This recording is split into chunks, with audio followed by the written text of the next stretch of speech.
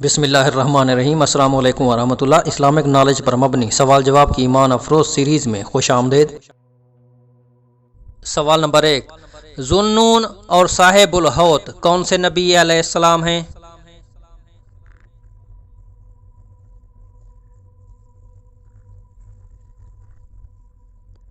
حضرت یونس علیہ السلام کو مچھلی کے پیٹ میں جانے کی وجہ سے ذوالنون اور صاحب الحوت کہا گیا ہے، کیونکہ نون اور حوت دونوں کے معنی مچھلی ہے۔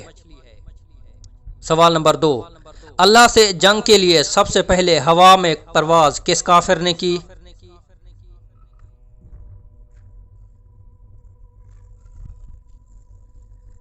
تاریخی مصادر میں آیا ہے کہ نمرود خدا کی تلاش اور نعوذ باللہ لڑنے کے لیے اپنے پالتو عقابوں کے ذریعے آسمان کی طرف پرواز کی۔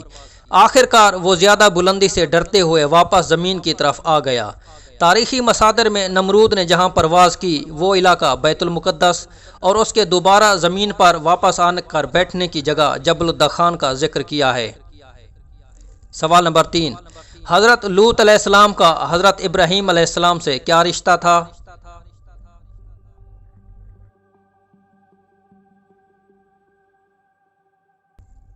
حضرت لوط علیہ السلام حضرت ابراہیم علیہ السلام کے بھتیجے تھے۔ آپ علیہ السلام کے والد کا نام ہاران تھا۔ حضرت لوط علیہ السلام کے والد کے انتقال کے بعد حضرت ابراہیم علیہ السلام نے آپ کی پرورش کی۔ سوال نمبر 4، کس نبی علیہ السلام نے اپنے بھائی کے لیے نبوت کی دعا کی تھی؟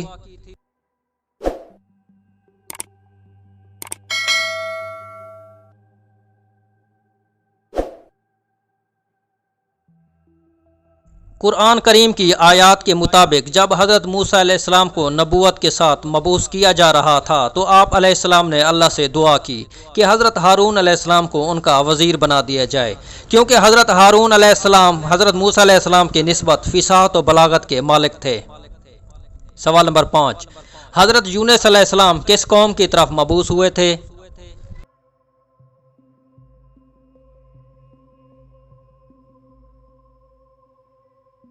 حضرت یونس علیہ السلام کو اللہ تعالیٰ نے شہر نینوا کے باشندوں کی ہدایت کے لیے رسول بنا کر بھیجا تھا۔